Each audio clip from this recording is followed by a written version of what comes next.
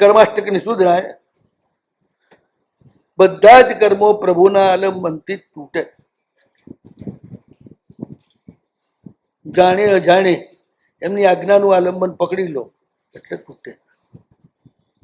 આત્મતત્વને સ્વીકારો એટલે તૂટે.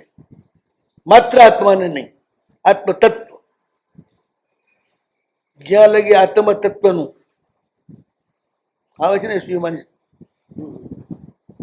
ત્યાં આત્મતત્વનું લખ્યું છે, ખાલી આત્માનું નથી લખ્યું. આત્મતત્વને જાણો, એ જગતમાં વ્યાપ્ત સમગ્ર આત્મતત્વ એને જાણો.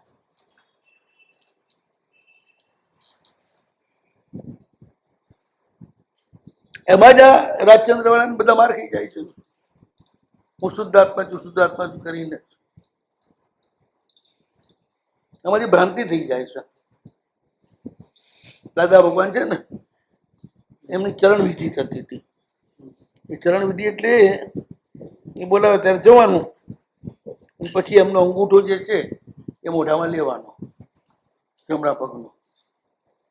થોડી વાર બેસી રહેવાનું. બસ એ અંગૂઠો જે લે અને પછી 24 કલાક અંદર શરૂ થઈ જાય, હું શુદ્ધાત્મા છું, હું શુદ્ધાત્મા છું, હું શુદ્ધાત્મા છું, હું શુદ્ધાત્મા. પછી ચાલુ રહ્યા.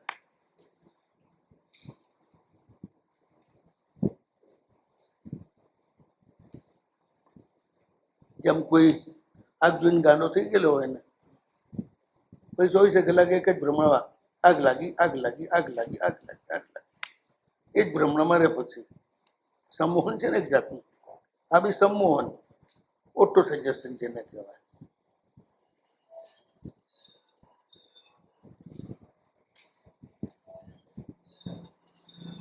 શુદ્ધ આત્મતત્વના ચિંતનથી મોક્ષે જાય.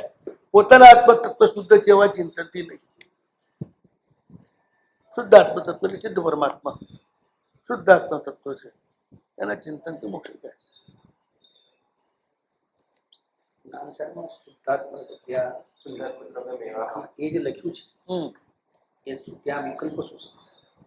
એટલે તમને સમજાવે છે કે તું આ સમજ કે આ જળ છે તું નથી. પણ એ જડતાથી નથી સમજાવતા, એ તો ખાલી ઓળખ આપે છે કે તું આ દેહ ભાવમાં બેઠો છું, હું ફલાણા ચંચુ, ઢીકણા ચંચુ, આ છું, તે છું. આ જે બંધનો બેઠો છે એને તોડી નાખ. એટલે ધ્યાન શુદ્ધાત્મા છું એ રીતે જ જવાનું. ત્યાં આગળ જે છે ને એ પોતાના આત્માને એક કાળ પૂરતું સજેશન કરે છે, શુદ્ધાત્મા દ્રવ્યમ એવા. પણ 24 કલાક એ રીતે નથી ચાલવાનું પાછું. એ તો અમુક ટાઈમે બેસીને તમે ધ્યાન કરો એ રીતે, અને એ રીતે અંદર એક ઊંડું આરોપણ કરો, જેથી દેહ ભાવથી મુક્ત થાવ. ને કાલે દેહમાં હોવા છતાંય ભયંકર ઉપસર્ગ થાય તો પણ તમને એની કોઈ અસર ના હોય. એ માટે એ તો સમય સારના બધા કહે જ છે ને.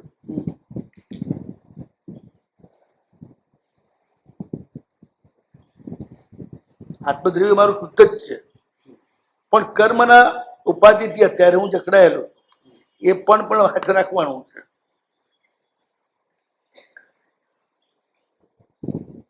એ પછી આગળ આવે. માત્ર હું શુદ્ધાત્મા દ્રવ્ય છું, કર્મથી બંધ નથી એવું લખે છે ત્યાં? નથી લખતા. ખરેખર હું શુદ્ધાત્મા દ્રવ્ય જ છું. સૂર્ય જેમ શુદ્ધ જ હોય છે, વાદળા આડા આવી જાય છે એટલે દેખાતો નથી. એમ કર્મના આવરણ મારી સાથે એકમેક નથી થતા, મારી ઉપર આવે છે. અંદર તો હું શુદ્ધ જ છું, પણ શુદ્ધતાનો અનુભવ મને થઈ નથી રહ્યો. એ કરવા માટે પાછું મારે સિદ્ધ સાથે જોડાણ કરવું પડે. જેવો એમનો શુદ્ધ આત્મદ્રવ્ય છે એવું જ મારું છે. એટલે હું જોડાવું તો પેલું આવરણ તૂટે. અને આત્મદ્રવ્ય લખી દીધું ત્યાં.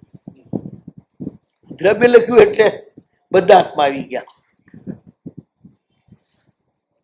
દ્રવ્યથી સર્વાત્માઓ આવે. શુદ્ધાત્મા અહમ એમ ના લખ્યું, શુદ્ધાત્મા દ્રવ્ય એવા.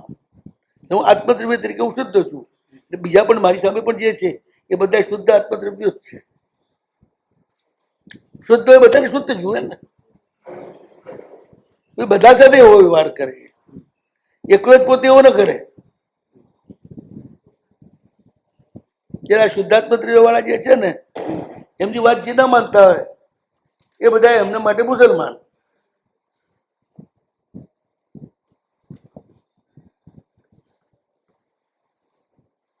એટલે એ શુદ્ધાત્મ ત્રિયોગ કેવી રીતે થયું?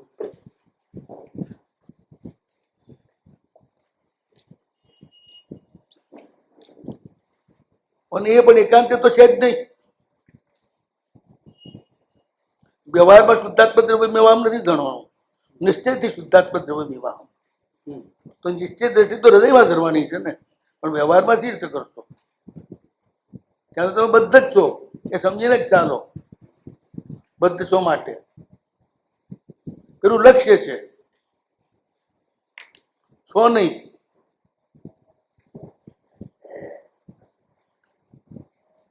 કારણ કે શુદ્ધ હોય તો અહીં હોય જ નહીં, તો મોક્ષમાં જ હોય.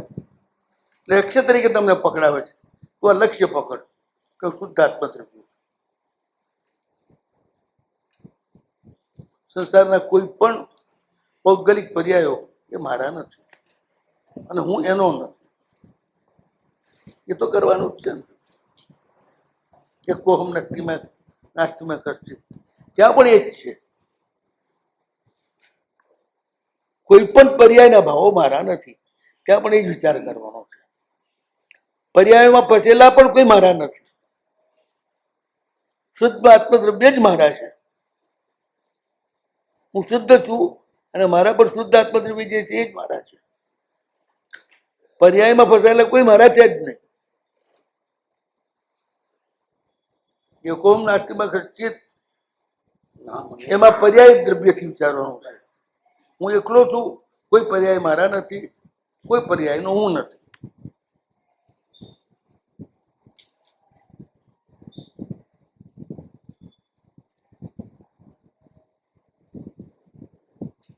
નહીં તો અધીન મન કેવી રીતે આવે?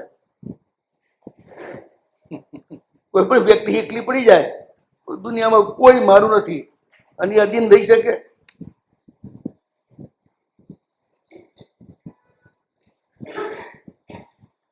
દેખો એનો બહુ વ્યાપક અર્થ છે. દેખો હું એક જ છું આખા વિશ્વ સાથે આત્મદ્રવ્યથી જોડાયેલો. હું એક જ છું. દ્રવ્યથી હું અભિન્ન છું, સમગ્ર જીવાષ્ટિકાયથી પર્યાયથી ભિન્ન છું. એમ એ કોમ લેવાનું છે. ભગવાને એ ગયા કહ્યું જ છે ને.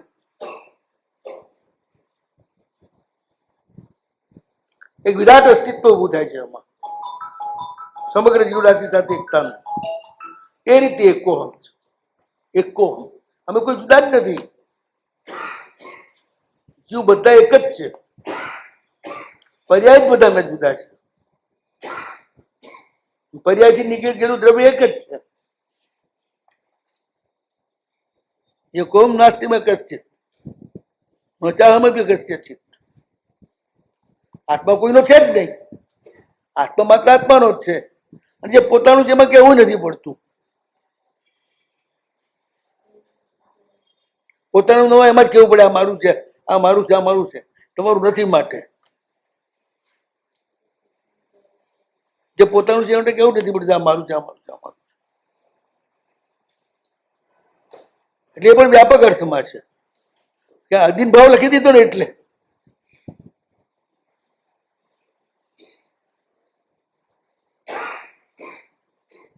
આત્માની એવી રીતે અનુશાસન કરે. આત્મદ્રવ્યથી હું એક જ છે. કોઈ જુદા માને તો પીડા થાય ને. કોઈ જુદા જ ન માને તો મોઢું ખાય છે, બરોબર. ટેસડો કોણ કરે? બધી વસ્તુનો સ્વાદ જીભ જ કરે ને. તો હાથે બાગને બધા લડવા આવે ને, હાથ લડે ને. ટેસ્ટ શું કરે છે? મહેનત મારે કરી અંદર મૂકવાની. એ ઝઘડો થાય છે અંદર કોઈને?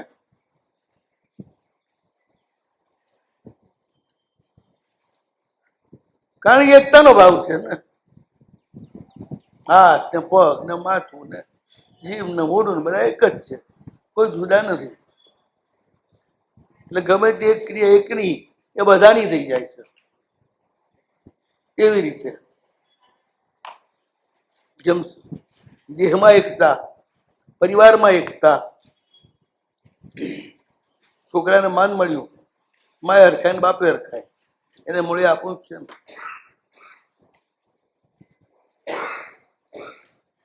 આ એકતાના કારણે આવે છે. એકતા તૂટી ગઈ હોય તો ના આવે પાછું, ત્યારે એ જ બાપ આવી જતો રહે. મા બાપને તરછોડી ગયેલો છોકરો બધી રીતે બરબાદ થાય ત્યારે મારા બાપ શું કે એ જ લાગનો હતો, આપણને કદુઆ લઈને ગયો છે એટલે. અને એક છોકરો કયામાં હોય ને બધી રીતે હોય અને એને નુકસાન થાય તો શું થાય? એકતા હોય ત્યારે એ ભાવ નથી આવતો, ઈર્ષ્યા કરે. એ જ વાત છે. આ જગતના સર્વ જીવો સાથેની એકતા સાધો પછી રાગ દ્વેષને ઉભા રહેવાનું કોઈ ઠેકાણું જ નથી ને. પર્યાયગત અનેકતા છે તો જ આ બધી તકલીફ છે. તો કર્માટક નિશુદ્ધનાય પ્રભુ આઠે કર્મોના નાશ કરનારા છે. જેને પણ કર્મોનો નાશ કરવો હોય એને ભગવાનને પકડવા પડે. સ્વયં તમારા બળ ઉપર તમે કર્મનો નાશ ના કરી શકો, પરમાત્મા કરી શકે. એમની એ વિશેષ શક્તિ છે આપણા કરતા. આપણે એમના આલંબનની ગમે તે રીતે જરૂર પડે. પ્રત્યેક બુદ્ધને પણ જાતિ સ્મરણ દ્વારા એમનું આલંબન મળી જાય છે, પછી જ આગળ વધે છે, એ સિવાય નહીં. પ્રત્યેક બુદ્ધ પોતે એક પણ સૂત્રની રચના કરતા નથી, સંગીમાંથી.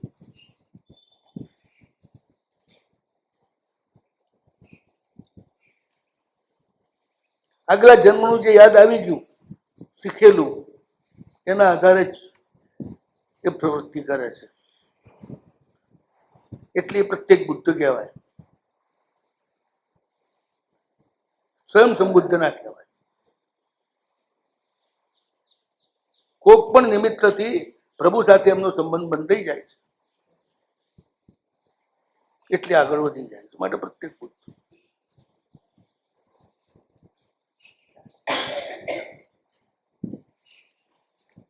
એટલે એમને પણ પ્રભુના આલંબનની તો જરૂર પડે જ.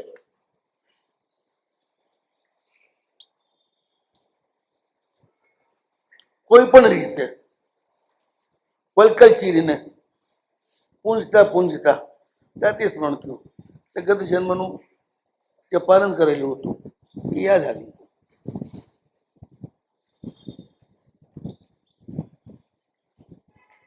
એ તો એક પ્રભુનો શબ્દ મળ્યો ને. આલંબન તો પ્રભુનું કોઈ પણ રીતે મળે, શબ્દથી મળે, રૂપથી મળે.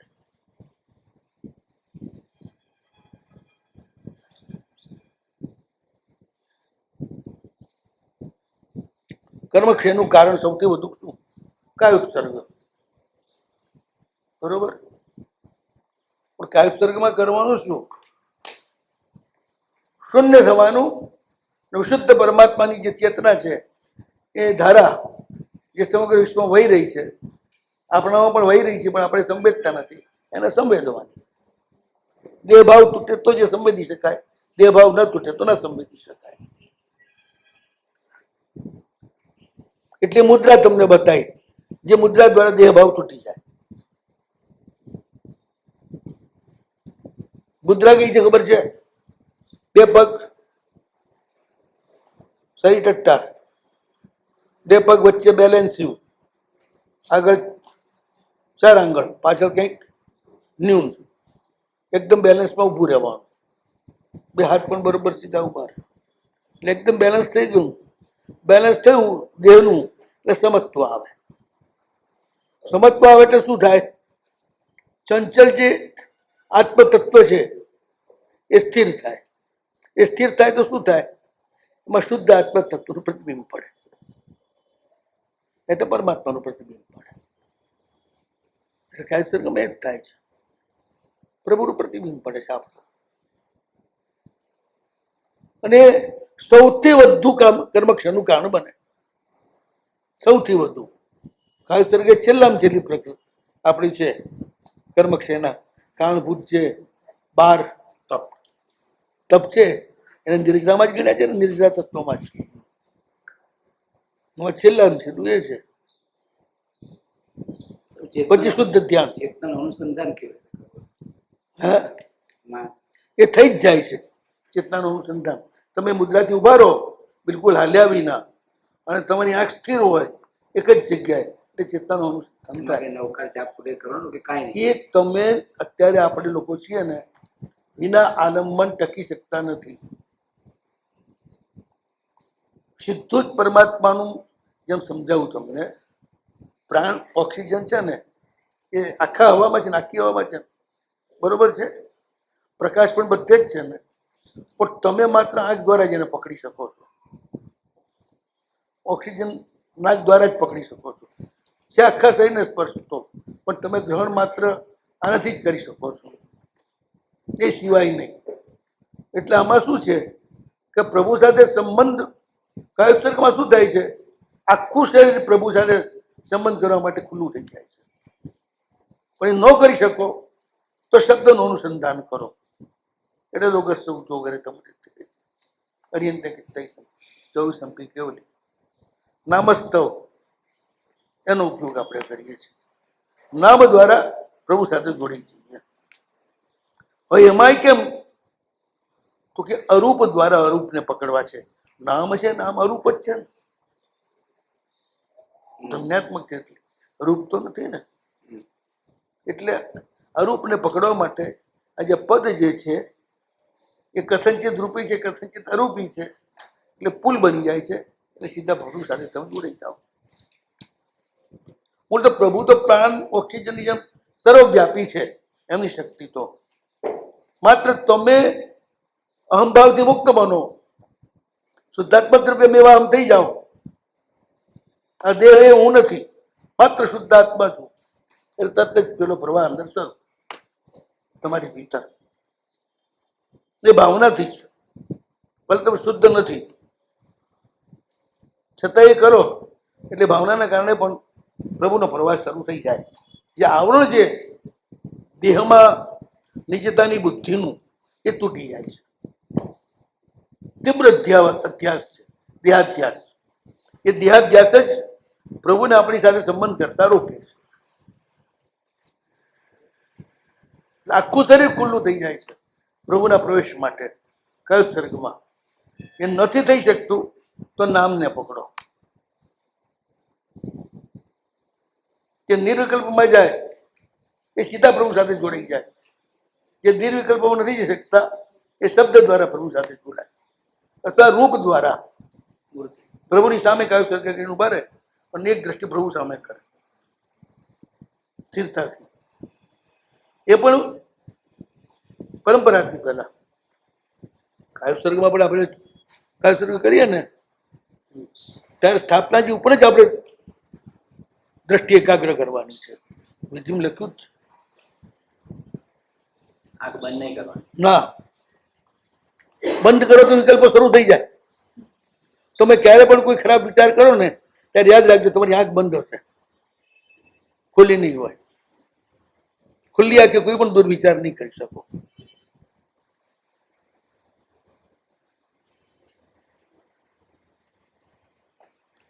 કે બીજા વિચારોમાં ચડી જાઓ, કે ઊંઘી જાઓ બંધ આંખે, એમાંથી એક બને. એટલે આંખ ખુલ્લી રાખવાની, અડધી પૂરી ખુલ્લી અને પૂરી બંધ પણ નહીં, અધ વચ્ચે.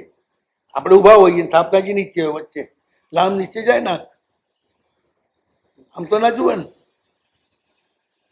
પ્રતિમાજી હોય તો સામે, હાથ તો સામે.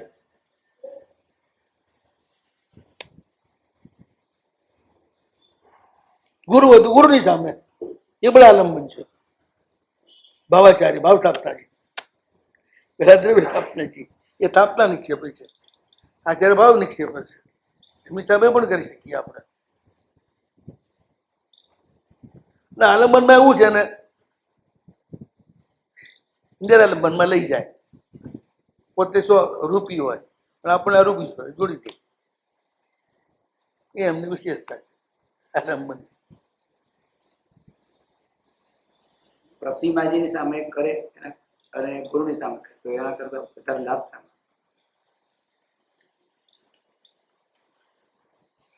જેટલી શ્રદ્ધા હોય એટલો લાભ. ગુરુ પર વધારે શ્રદ્ધા હોય તો ગુરુ દ્વારા વધુ લાભ થાય, મૂર્તિ પર વધારે શ્રદ્ધા હોય તો મૂર્તિ દ્વારા વધુ લાભ થાય. પણ ગુરુ પર અશ્રદ્ધા હોય તો મૂર્તિ દ્વારા લાભ ના થાય. એ વળી કેવું એ એવું જ ભગવાન ભાઈ ચોખ્ખું કહે છે ને કે પ્રેઝન્ટ અત્યારે મને જે તને જેને મારી ખબર આપી તું એનાથી જ વિપરીત છે તો હું ન દેખાતું એના પર તું શેનો વિશ્વાસ કરે છે? સમજાયું? જે સામે છે એને નથી માનતો પ્રત્યક્ષને, તો પરોક્ષને માનશે એવું કે માની શકાય? પેલી પરમ શુદ્ધ ચેતના છે. કઈ સામે મૂર્તિ છે તો પરમ જળ ચેતના છે. આ જીવતા તમને ચૈતન્ય અનુભવ નથી થતો તો મૂર્તિમાંથી થતો.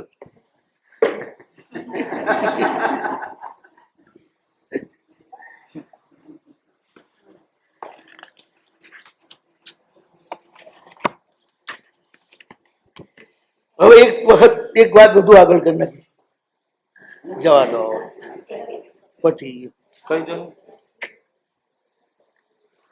છેલ્લી બીજી 15 મિનિટમાં પણ એમાં એવું છે કે ગુરુનું તો શું કે આપણે આખો દિવસ રહેતા હોય જોતા હોય કરતા હોય એટલે શુદ્ધ અશુદ્ધ બધું દેખાતું હોય અને એમાં શુદ્ધતાની બુદ્ધિ શુદ્ધ એવા આત્મામાં જો શુદ્ધાત્મક દ્રવ્ય એવા હમ એ કરીએ તો શુદ્ધ થઈ જઈએ. આમાં આત્માને પણ શુદ્ધ છે તમારે તો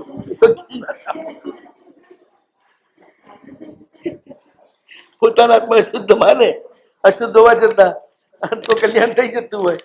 ગુરુના આત્માને શુદ્ધ માને